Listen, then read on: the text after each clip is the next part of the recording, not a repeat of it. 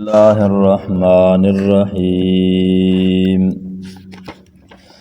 قل من كان عدوا لجبريل فإنه نزله على قلبك بإذن الله مصدقا لما بين يديه وهدى وبشرى للمؤمنين۔ رکوع نمبر 12، اس کا پچھلے رکوع کے ساتھ ربط یہ ہے کہ پہلے اللہ تعالیٰ نے بنی اسرائیل کے حالات کی 5 قسمیں بیان کی،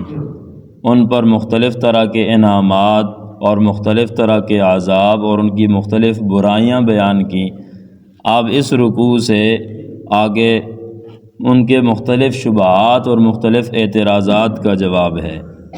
پہلا اعتراض ان کا یہ تھا کہ آخرت ہمارے لیے خاص ہے اور ہمیں رسول اللہ صلی اللہ علیہ وسلم پر، قرآن پر ایمان لانے کی کوئی ضرورت نہیں ہے، ہم آخرت کے مستحق ہیں اور وہ ہمارا گھر ہے۔ تو اس کا جواب دیا،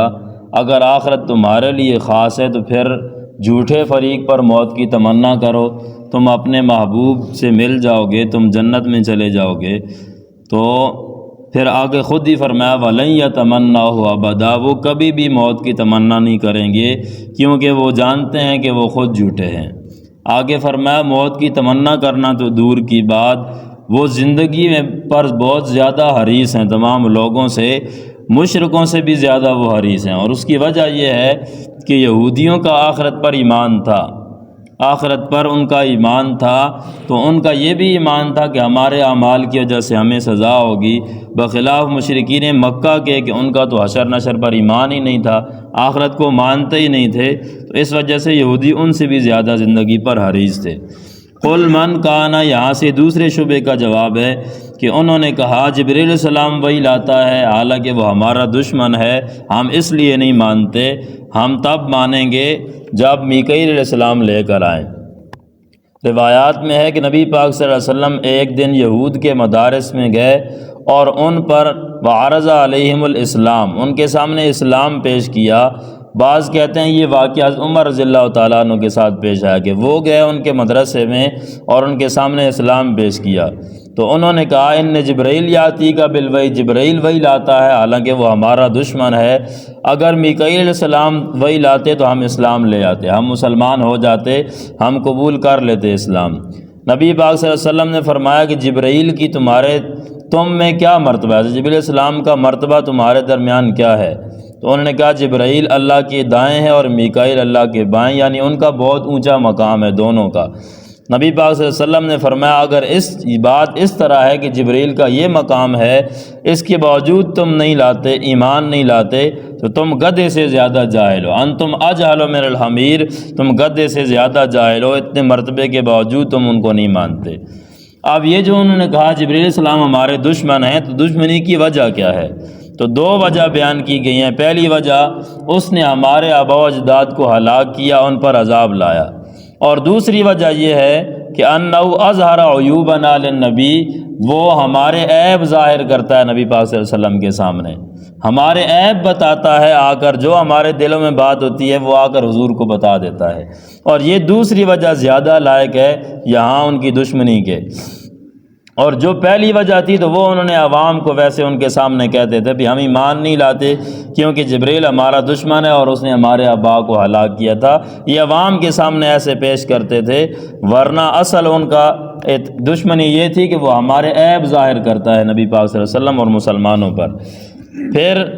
صحیح سند پر اعتراض کرنا یہ یہودیوں کی شان ہے، اسے معلوم ہوا صحیح سند پر اعتراض کرنا یہ یہودیوں کا کام ہے۔ قرآن کی 2 سندیں ہیں، ایک اوپر نبی پاک صلی اللہ علیہ وسلم سے اللہ تک جبرائیل علیہ السلام کی سند، اور دوسری نبی پاک صلی اللہ علیہ وسلم سے امت تک درمیان میں صحابہ کی سند ہے۔ تو اوپر والی سند پر یہودی اعتراض کرتے ہیں، نیچے والی سند پر یہودیوں کے بھائی شیعہ اعتراض کرتے ہیں، صحابہ پر شیعہ اعتراض کرتے ہیں کہ وہ نعوذ باللہ کافر تھے، منافق تھے، مرتد تھے، شراب خور تھے، فلاں فلاں طرح طرح کے اعتراض کرتے ہیں، جیسے یہودی حضرت جبرائیل علیہ السلام پر اعتراض کرتے ہیں، حالانکہ وہ بھی غلط ہیں اور یہ ان کے بھائی بھی غلط ہیں۔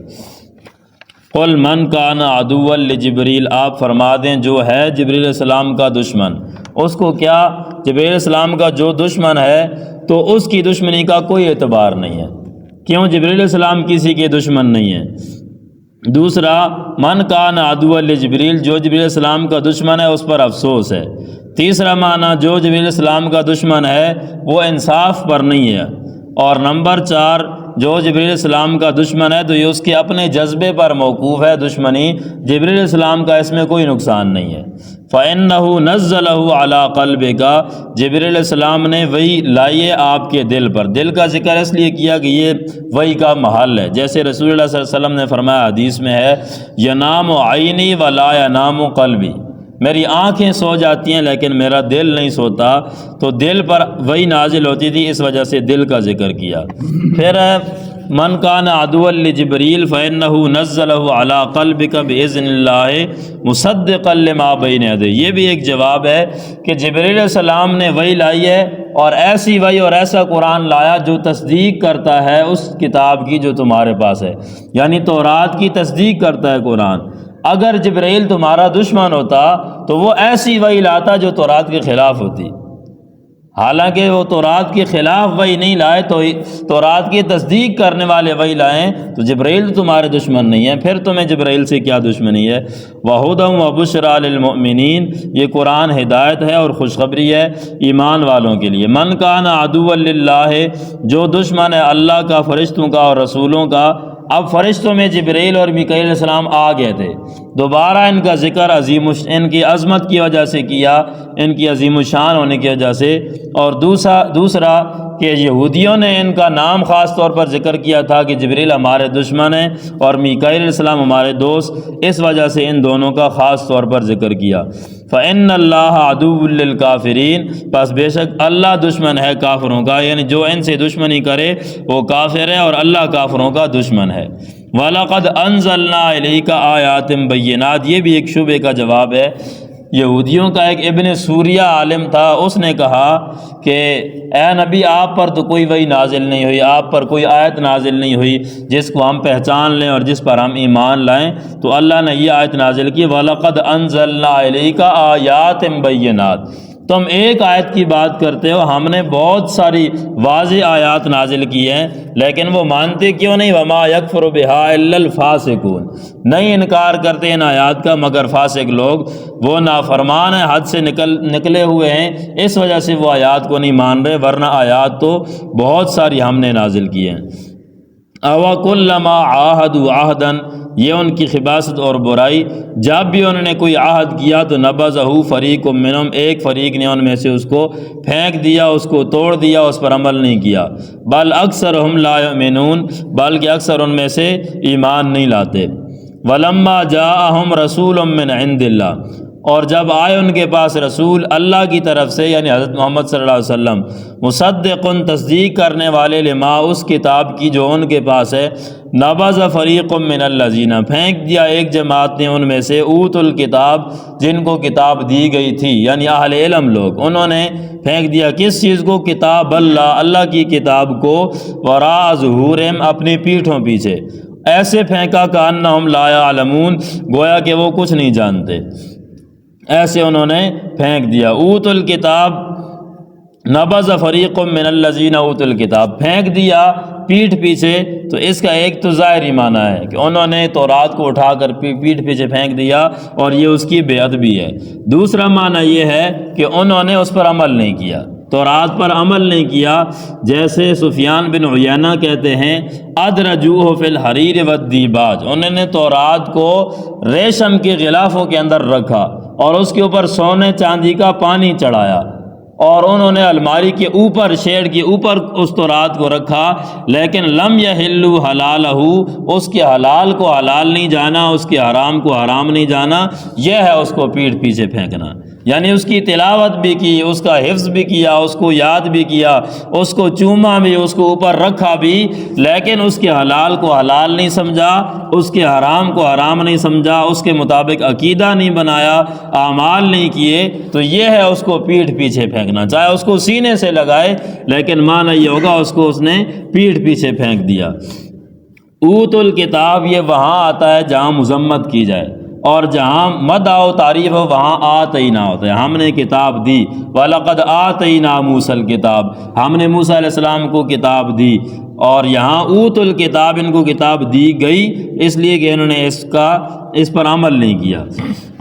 حدیث میں ہے ابو ہریرہ رضی اللہ تعالیٰ عنہ سے نبی پاک صلی اللہ علیہ وسلم نے فرمایا قیامت کے دن سخت عذاب اس عالم کو ہوگا جس کے علم سے نفع نہیں اٹھایا جاتا، لا ينتفع بعلمہ،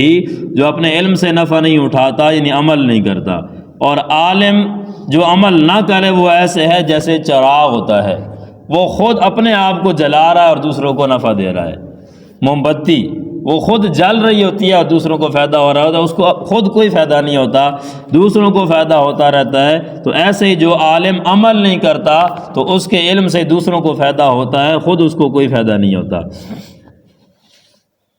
من الذین اوتوا الکتاب کتاب اللہ وراء ظہورہم، اللہ کی کتاب کو پیٹھ پیچھے پھینک دیا، کأنہم لا یعلمون، گویا کہ وہ کچھ نہیں جانتے، حالانکہ وہ عالم تھے، جانتے تھے، کچھ نہیں جانتے، ایسے انہوں نے اس پر عمل نہیں کیا۔ وَاتَّبَعُوا مَا تَتْلُو الشَّيَاطِينُ عَلَىٰ مُلْكِ سُلَيْمَانَ، یہ تیسرے شبے کا جواب ہے، اور وہ شبہ اور اعتراض یہ ہے، انہوں نے کہا ہے محمد صلی اللہ علیہ وسلم تم حضرت سلیمان علیہ السلام کو نبی کہتے ہو، رسول کہتے ہو، حالانکہ ہماری کتابوں میں لکھا ہوا ہے کہ وہ جادوگر تھے۔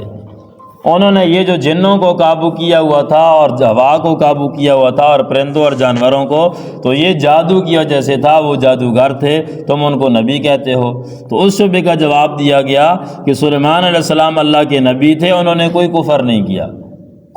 کیا، حالانکہ انہوں نے جادو کا کہا تھا، اس وجہ سے کہ جادو کفر ہے، اور سلیمان علیہ السلام نے کفر نہیں کیا۔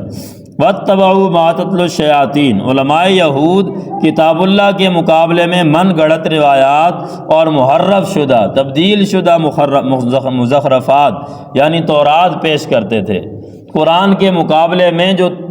تحریف ہو گئی ہے تورات، حالانکہ سلیمان علیہ السلام اللہ کے نبی تھے، تورات میں جو لکھا تھا جادوگر، تو یہ انہوں نے اپنی طرف سے تبدیلی کر دی تھی، اپنی طرف سے لکھا تھا، تو وہ قرآن کے مقابلے میں وہ پیش کرتے تھے۔ جیسے آج اہل بدعت قصیدہ غوثیہ، باجت الاسرار، قصیدہ نعمان، المہند وغیرہ رسائل نصوص کے خلاف پیش کرتے ہیں، وہ بھی قرآن کے خلاف اپنے رسالے پیش کرتے، اور آج کل کے اہل بدعت بھی قرآن کے اور نصوص کے خلاف، واضح آیات کے خلاف اپنے رسالے پیش کرتے ہیں۔ وَاتَّبَعُوا مَا تَتْلُو الشَّيَاطِينُ، اتباع کی ان یہودیوں نے اس جادو کی، تتلو الشیاطین جو شیطان پڑھتے تھے، علی ملک سلیمان علیہ السلام کی حکومت میں۔ وما کفر سلیمان، سلیمان علیہ السلام نے کفر نہیں کیا، ولکن الشیاطین کفروا، لیکن شیطانوں نے کفر کیا، یعلمون الناس السحر، لوگوں کو جادو سکھاتے تھے۔ ما کفر سلیمان، اس میں دو فرقوں کا رد ہے، ایک وہ جو صالحین اور مقربین کی طرف منسوب عبارات کی وجہ سے ان پر کفر کے فتوے لگاتے ہیں، ان کی طرف کوئی منسوب عبارت ہے، جیسے سلیمان علیہ السلام ہے، ان کی طرف جادو منسوب تھا، تو اس کی وجہ سے لوگ سلیمان علیہ السلام پر کفر کے فتوے لگانے لگے ہیں، وہ جادوگر تھے لہذا کافر تھے۔ ایسے ہی مختلف طرح کی اپنی طرف سے من گھڑت عبارات جو نیک لوگوں اور علماء کی طرف منسوب ہوتی ہیں، ان کی وجہ سے وہ ان پر کفر کے فتوے لگاتا ہے، تو ان کا یہاں رد ہے۔ اور نمبر دو، اس کا رد ہے جو محرف شدہ عبارات کو نیک لوگوں کا دین سمجھتا ہے، تبدیل شدہ عبارات اور جو کفر یا شرکیہ عبارات ہیں ان کو نیک لوگوں، صالحین اور علماء کا دین سمجھتا ہے، ان کا بھی یہاں پر رد ہے۔ حق بات یہ ہے کہ جو علماء گزر گئے، علماء سابقین، ان کی زندگی کو دیکھنا چاہیے۔ اگر توحید و سنت پر گزری اور انہوں نے توحید و سنت کی خدمت کی، تو ان کی کتابوں میں اگر کوئی ایسی بات پائی جاتی ہے جو شرک کی طرف لے جاتی ہے تو اس کی مناسب تعویل کریں گے، اور اگر تعویل نہیں ہو سکتی تو پھر کہیں گے یہ ادخال الباغین ہے، باغی لوگوں نے ان کی کتابوں میں یہ لکھا ہے، یہ ان کا مذہب نہیں ہے، یہ ان کا دین نہیں ہے، یہ ان کا نظریہ نہیں ہے، اپنی طرف سے یہ لوگوں نے لکھ دیا ہے۔ تو سلیمان علیہ السلام کی جیسے اللہ تعالیٰ نے برات کی اور ان کا دفاع کیا، ایسے ہی ہم پر لازم ہے جو اللہ کے نیک لوگ ہیں، اور انہوں نے توحید بیان کی ہے تو ان کی برات اور ان کا دفاع کرنا ہم پر بھی لازم ہے توحید کی وجہ سے، مسئلہ حق بیان کرنے کی وجہ سے۔ جیسے محمد بن عبد الوہاب، سید احمد شہید، شاہ اسماعیل شہید رحمہ اللہ، علامہ ابن قیم، علامہ ابن تیمیہ رحمہ اللہ وغیرہ، ان حضرات کا دفاع کرنا ہم پر لازم ہے، کیونکہ انہوں نے حق بیان کیا ہے اور انہوں نے ساری زندگی توحید بیان کی ہے۔ وَاتَّبَعُوا مَا تَتْلُو الشَّيَاطِينُ، سلیمان علیہ السلام کے دور میں شیطانوں نے بہت سارے جادو بہت عام کر دیا تھا اور مشہور کر دیا تھا لوگوں میں کہ جن غیب جانتے ہیں۔ تو سلیمان علیہ السلام نے جنوں سے جادو کی کتابیں اکٹھی کیں اور لے کر اپنی کرسی اور اپنے تخت کے نیچے چھپا دی اور فرمایا کہ میں کسی ایک سے نہ سنوں کہ جو کہتا ہو جن غیب جانتے ہیں، میں نے یہ سنا تو میں اس کی گردن اڑا دوں گا۔ پھر جب سلیمان علیہ السلام فوت ہوئے تو ابلیس کھڑا ہو گیا اور اس نے خطبہ دیا اور کہا، لوگو سلیمان علیہ السلام نبی نہیں تھے بلکہ وہ جادوگر تھے،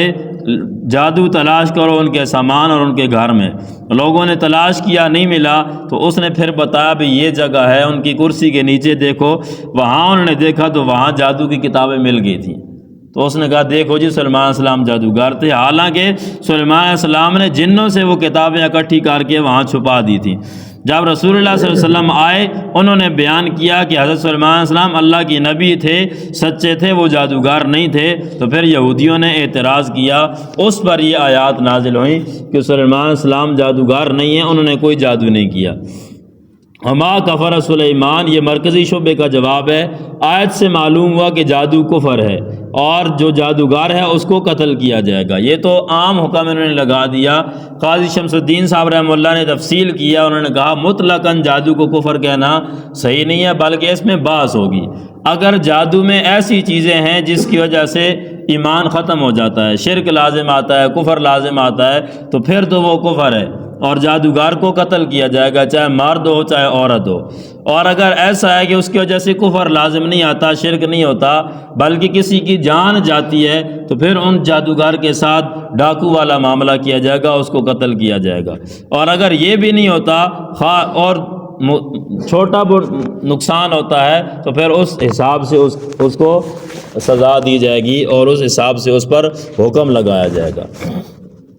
ہم کہتے ہیں جادو کے اندر غیر اللہ کی ندا ہے اور وہ کفر ہے۔ علامہ آلوسی کہتے ہیں اس میں شیطان کا تقرب حاصل کیا جاتا ہے، زبان سے شرکیہ الفاظ کہہ کر اور شیطانوں کی تعریف کر کے، اور عمل سے ستارہ پرستی کر کے، اور جنابت کو لازم سمجھنا اور باقی سارے گناہ، اور عقیدہ کے طور پر کہ شیطانوں سے محبت کرنا اور ان کا قرب چاہنا۔ اسی طرح روح المعانی میں ہے، اور قاعدۃ الجلیلہ، تحفہ ابراہیمیہ حسین الوانی رحمہ اللہ، شاہ عبد العزیز رحمہ اللہ نے فتح العزیز میں جادو کی 13 قسمیں لکھی ہیں،